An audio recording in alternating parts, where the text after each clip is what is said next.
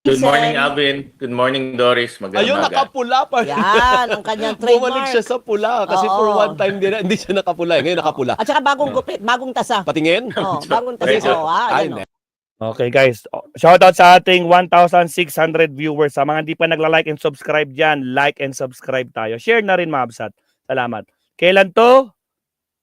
Kanina din. 2 hours ago lang. Kanina lang to guys. Latest to. Kanina lang. 2 hours ago. Okay, tuloy. Ay, parang bumatan. Oo nga, oo. Senator, makibalita lang. Aware po ba kayo na parang ang dami na pong tao nagagalit sa Senado na Hindi. Galit na galit talaga. Kaya nga 90.3% sa survey ng WR numero 1 na 90.3% gustong ituloy. Doon naman sa SWS, 88% gustong ituloy. Pero ito magarapata, nako po, nagdadasal. Wag na. Okay lang yan. Totoo. Okay lang yan. Basta Duterte, panatiko kami. Kahit anong gawin nila, tama o mali, go lang. Tama na. Itigil nyo na. Nako po. O sige, pakinggan natin si Senator Gatchalian. tila bagay inuupuan po ninyo yung impeachment complaint laban sa Vice Presidente? Well, Alvin, darating rin tayo dyan, no? Dahil nga this week, kung nasundan natin yung Senado, ang daming mga last-minute na legislation na tinapos. So next week, mag-uumpisa ng impeachment. So this week, dahil 6 days na lang natitira, 2 weeks na lang kami, tinapos na lahat ng dapat tapusin this week, pati yung Commission on Appointments. 2 araw nag-meeting ang Commission on Appointments. Pag hindi ho ito imi-meet, marami ho tayong mga military officers hindi mapropromote. Kaya tinapos na 2 araw, almost full day nila tinapos para bago mag-break, mapropromote itong mga military officers. But next week mag-uumpisa na ang impeachment. Pero teka muna, pero wala na rin pong oras, hindi ho ba kung 11 po ninyo uumpisahan, holiday ng 12, 13 last day ninyo, paano ho magsasagawa ng hearing? Oh, 11, holiday. Pero sinabi nga ni Escudero, magko-convene na sila sa 11, the same day. Po doon? Ang impeachment, pag na-convene, ay may sariling buhay yan. In fact, may sariling rules ang impeachment. Hiwalay sa legislative function ng Senado. So, yun. once nabuo yan, once nabasa sa floor, yung articles of impeachment, i-convene na kaagad yan. At tuloy-tuloy na yan. Wala nang break, wala nang recess, tuloy-tuloy na yan hanggang magkaroon ng desisyon. So sinasabi mo, hindi kayo obligado na mag-adjourn si DA on the 13th, No, 1-3. Once na-convene na kayo, pwede siyang tuloy-tuloy Pwede, hanggang June Tuloy-tuloy 20. na siya. In fact, klaro yan. Oh, pwede na. Pag tuloy-tuloy, 11, 12, walang holiday, 12. Baka naman. Baka naman ha. Oh, may aabangan tayo mga live stream na naman, mga kapsat. Sa rules na ang impeachment ay magte-take precedence sa legislative activities once na na-convene ang impeachment Pero court. kung ikaw tatanungin, Senator Gatchalian, ang paniniwala mo ba ay kailangan tapusin ang trial by June 30, 30 or hindi? Pwedeng mag-continue yan na may ibang Mag-crossover bagong na. dosing miyembro ang Senado?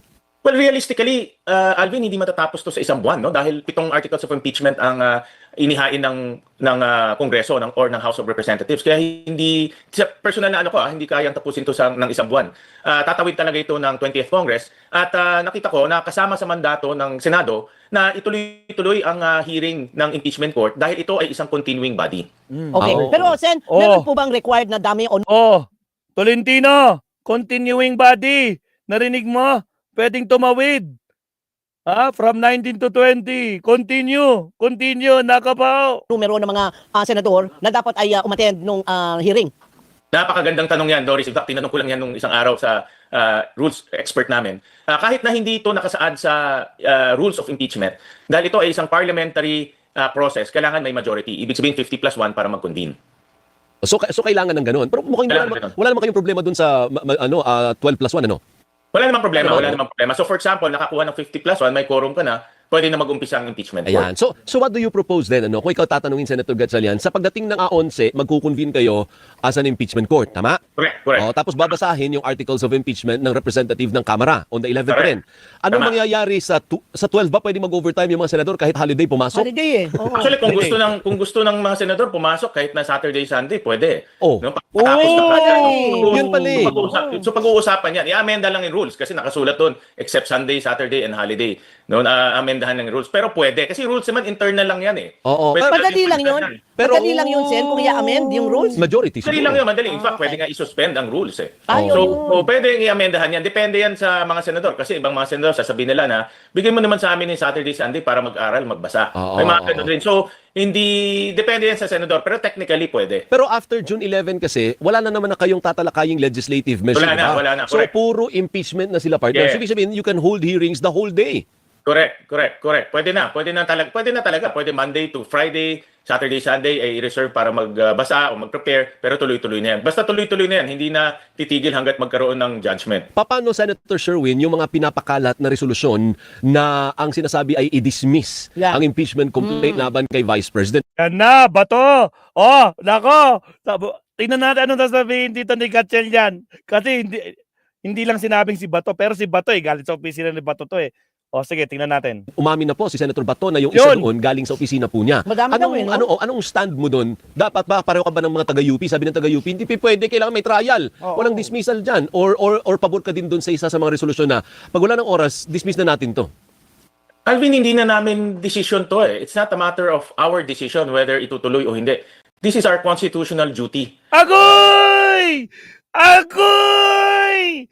Wala lang kinalaman sa amin to. Kasi nga, mandato na ng kanto, batas. It's our constitutional duty! Agoy ba to? Sinampal ka ni Gatchel yan, mga kabsat. Ano, sasabihin nyo, kulang na sa oras, kulang na sa, wala nang oras. Aimee, ano na? Ala, sinampal kayo ni Gatchel yan. Isa pa nga. It's not a matter of our Oh. decision whether itutuloy o hindi. This is our constitutional duty. You know, it's not a matter of time. Nago po, it's our constitutional duty. Obligasyon nyo yan. Trabaho nyo yan. Diba?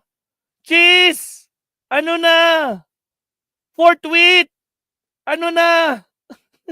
Naku po!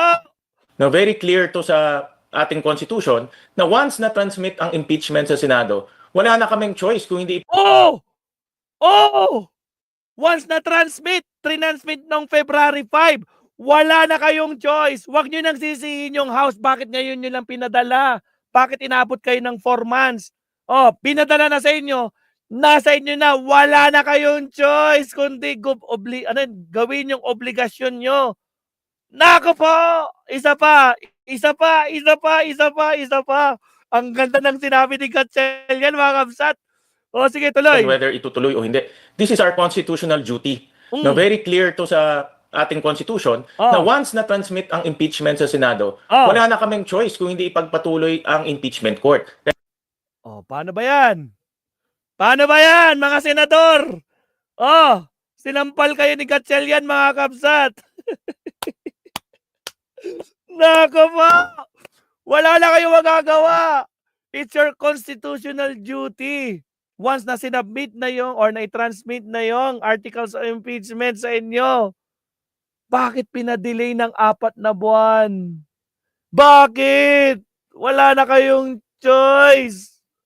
Iba kasing ginawa nyo. Ang dami nyong rason eh. For the last time. Transmit ang impeachment Guys, nagugulat naman ako. Shout out 2,000 live viewers. Baka naman, mabsat, like and subscribe. Sa mga hindi pa nagla-like and subscribe dyan, like and subscribe naman, mga kakabsat. Ilan na yung like natin? Silipin ko muna. Sandali lang. Magre-refresh lang ako ha. 2,000 na yung viewers. Kanina 1,000 plus lang yan. Ngayon 2,000 na. Grabe si Gatchel yan, mga kakabsat. Yan guys. 776 yung like natin. Baka naman 2,000 live viewers sa mga hindi pa po nagla-like and subscribe dyan. Like and subscribe. Maraming salamat po. Wala pong bayad yan. Thank you, mga kakabsat. Okay, tuloy. Senator Gatchel yan. Basagin mo na. Now, very clear to sa ating constitution na once na-transmit ang impeachment sa Senado, wala na kaming choice kung hindi ipagpatuloy ang impeachment court. Yun! Kaya nakasulat pa nga doon, forthwith, no? Yun! So, kaya wala na kaming, hindi na namin desisyon yan. Duty na namin yan para Duty nyo na yan! Nako po! Cheese! Aimee! Bato! Ano na? Isama mo na si Robin tsaka si Bongo na kunwari tahimik. Diba? Ano na? Shout out Whitson Agas. Nakita ko lang. Nako po. Rizalino Neri, shout out. Nako po. Bakit ngayon ka lang nagsalita? Nabisto kayo. Alam nyo na papayag ang hindi pa, ayun nga, pakita ko sa inyo to guys, maganda yung comment niya guys. Maganda yung comment niya. Sabi ni asan na yan? Ni Corny. Ito to. Sabi ni Connie sa Salazar, basahin ko lang ha. Bakit ngayon ka lang nagsalita? Oh, nabisto na kayo. Alam nyo na di papayag ang sambayanan, kaya hugas kamay. Ayan. Yun lang. Wala kasi nagsalita. Sino lang ang nagsasalita? Sino lang ang lumaban dyan? Sinong lumaban dyan? Sino? Hontiveros. Sino? Pimentel. Dalawa lang sila lumalaban. Forthwith. Gawin na. Nananahimik yung iba. Ngayon, nagsasalita na sila. Pero at least, kahit papaano, narinig natin kay Senator Gatchalian, no? Constitutional duty yan, mga kakabsat. Constitutional duty. Nako po, mga kakabsat. Agoy, shoutout again sa ating 2,000 viewers. Baka naman, huwag kalimutan mag-like and subscribe. Baka naman, mga kakabsat. Oh, like tayo, mga kabsat. Wala pong bayad dyan. Kanina, 700 yung like natin. Last, check upin ko. Yun, 900. Oy guys, huwag nyo nang bitinin. 900 yung like. Gawin nyo ng 1,000 yung like natin. Baka naman. No? 2,000 na yung viewers natin. Baka naman pwedeng 1,000 na yung like natin. Salamat, kabsat. Okay, balik tayo. Attorney, Senator, Sherwin, Gatchalian, pasok. Tuloy. So anong reaksyon mo doon sa joint statement ng mga taga-UP, yung College of Law, Yan. na parang they are asking the Senate, uy, mag-hearing na kayo, ano Gawin ba? nyo na ang inyong trabaho, ang inyong mandated, ang tawag doon. Hindi ko Responsibility. nabasa yung UP statement, Alvin, Doris. Pero next week na, itong darating linggo, magko-convene na. Yan. Paano po kaya yung kung magko-convene na po, re-resolvehin po ba ninyo muna yung mga issue ng sino ang dapat mag-inhibit o mag-recuse at ano pa ba yung mga ibang Hindi, mga... personal decision kasi Ayun. yung Personal individual. decision yan. Nasa kanila na yan kung gusto nilang mag-inhibit o mag-recuse. Opo. So maraming magre-resolve. Kung, for example, kung may mga senador na magre-raise ng question, of course, pag-uusapan yan, pagdidebatihan yan. Pero in my opinion, dapat tandaan ng ating mga senador na hindi na ito decision namin bilang isang senador o kanya-kanyang decision. Constitutional duty na natin to. Nung nag-swear in tayo bilang mga senador, nag-swear in rin ho tayo sa saligang batas natin. At nakasulat doon na Tama. once na na-transmit sa atin, dapat ipagpatuloy na. Yun. Protein feed Agoy, bumabango ang pangalan ni Gatchalian ngayon, guys, ha? for any Bumabango. Century tuna. Lakas maka sukubat. Tuloy. Ayun. So anong tansya mo kung hanggang June 30 lang yung pag-uusapan natin, aabot ba tayo doon sa punto na ipapatawag yung mga testigo, Yan. merong cross-examination, may riba, o hindi tayo aabot doon hanggang June 30, Senator? Personally, tingin ko medyo mahaba-haba to, no? Dahil nga ang daming articles of impeachment.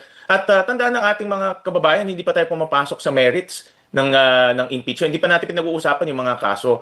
Kaya nasa kamay ng mga prosecutors na ipresenta yung mga ebidensya nila. Babagsak talaga ito, Alvin, sa ebidensya kung matibay yung ebidensya nila o hindi. Apo. So, magkakaroon siya ng oportunidad na ipresenta yung ebidensya nila at magkakaroon ng oportunidad yung accused para labanan itong mga pinipresenta nila. Doon sa rules po ninyo, pwede po bang magdagdag? Hindi naman sa inuutusan ko kayo, pero parang gano'n na nga. Dagdag ng? Yung mga sasabihin na, ito, bawal ang grandstanding. Bawal ang Walang ganun no. So bibigyan ng opportunity lahat magsalita para marinig sila, no? Oh. Bibigyan lahat ng pagkakataon. Pero may mga time limit naman yan. Hindi ka naman pwede magsalita ng napakahaba. In fact, under the rules may mga time element para hindi ka mag-filibuster o hindi ma-delay yung proceedings.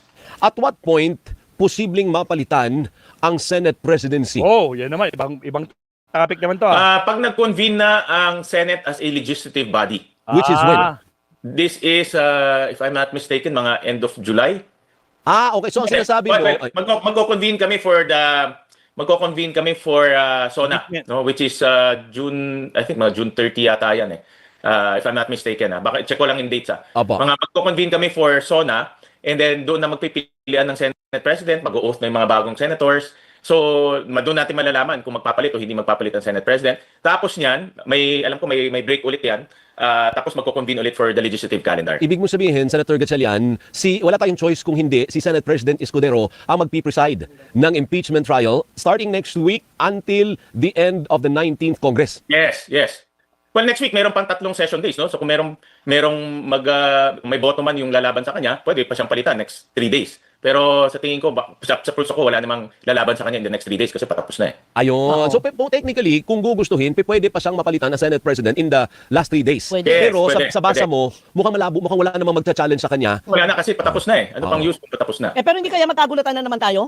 Kasi partner, crucial yung Senate President kasi yun ang Exactly. magpipreside Kaya nga. ng impeachment trial. Kaya ako siya tinatanong kung Oo, si tama ka rin Speaker yan. naman. I think that's a valid point, no? Na depende kung kasi yung Senate President ka ang de facto na magiging presiding officer. So, kung meron gustong magpalit ng Senate President para iba ang presiding officer, pwede mangyari yan in the next 3 days. Oo, actually kami partner itong mga ito, kamiyembro ito, kapartido nila. Ang lahat ng okay. contender diyan kapartido ni Gatchalian. Oo, oo. Correct, NPC. NPC, NPC. Nationalist People's Coalition. Oo. Lahat, Tama. hindi ho ba? Pero wala may problema ba kung hindi abogado ang papalit na Senate President to preside over the impeachment trial o dapat talaga si Senator Cheese kasi kahit paano gamay niya abogado eh. Abogado. Oo. Wala namang nakasaad sa rules na dapat abogado eh. In fact, Ayun. ang Senate, wala namang requirement na dapat abogado. Kailangan mo lang talaga kabisaduhin yung proseso kasi meron rin itong tinatawag nating rules of court na i-apply rin dito. Pati nga, kung naririnig nyo, pati nga US President and US rules na apply rin dito. Tama. No? So dahil nga medyo, ang impeachment hindi kasi ginagawa to araw-araw, no? Kaya marami ditong, sinabi mo kanina, maraming gray area, maraming gagamitin President, pati US Presidents gagamitin rin para maging klaro yung patakbo. Opo, pero wala ka namang nararamdaman o nauulinigan na pagdating ng June 11, papalitan din yung Oo. Senate President para ibang mag-preside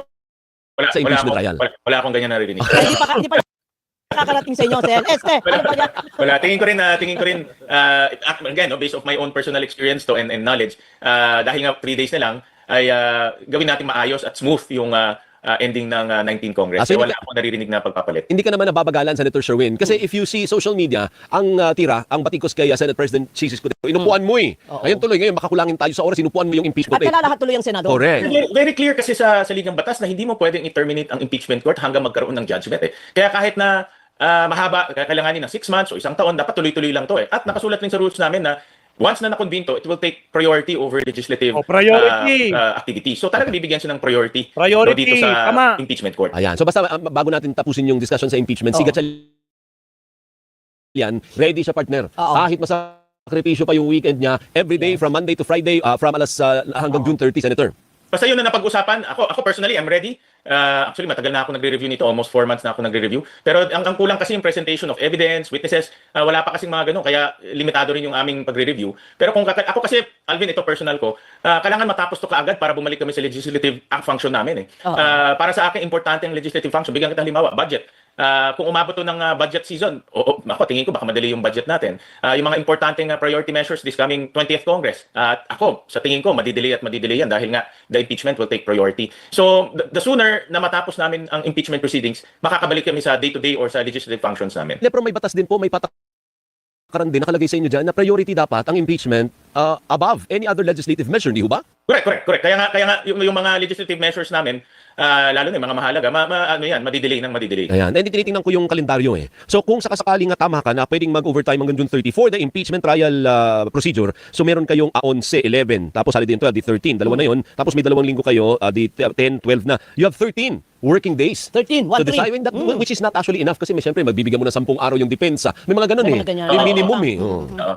Pero hindi naman kami magiging limitado sa 13 days. Tatawid to ng 20th Congress at tuloy-tuloy pa rin kami. Kaya yan ang nature ng continuing body, kaya nakadesenyo ang Senado na mayroong 12 na natitira para tuloy-tuloy lang siya as a body. Oo. At alam mo, kung tiisipin natin, kung ang disenyo ng Senado ay mag-terminate, dapat 24 kami, re-electionist lahat. Oo. Para hinto lahat ng gagawin namin pagdating ng 19 Congress. Pero hindi ganun eh. Hindi ganun ang disenyo niya. Pero si Senator Tolentino will disagree. Oh, kaya nga sabi ko, someone is going to bring this up to the Supreme Court if you continue. Pag yun ang position mo na continuing, may tatakbo sa Korte Suprema. Which can actually further delay the proceedings, Senator. Tolentino. Well, yung Korte Suprema naman is an independent body. Kami, independent body. So, yung decision naman nila ay decision nila. Yung decision ng Senado ay decision ng Senado. Diba, meron nga tayong 3 co-equal branches. At Separation of powers. itong 3 co-equal branches ay may sariling decision, may sariling direksyon. At traditionally, hindi ito nagkakaroon ng overlap para walang constitutional crisis. No, but if there's a question of law, the one who will settle the question of law is the Supreme Court. Hindi ho ba? Correct. Pwede yun, pero yun na nga, by tradition, as much as possible, iniiwasan rin ng mga independent bodies na magkaroon ng constitutional crisis. Kasi may sarili tayong, yung mga senador natin, magkakaroon, may Constitutional sarili crisis. yan eh, may sariling pag-aaral, may sariling mga logic, at dapat sila ang mag-usap sinasabi ko lang, traditionally, itong tatlo, iniiwasan na magkaroon ng banggaan. Kasi pag sinabi ng Supreme Court na, o gawin nyo yan, at ayaw ng Senado, na magkakaroon ng constitutional crisis.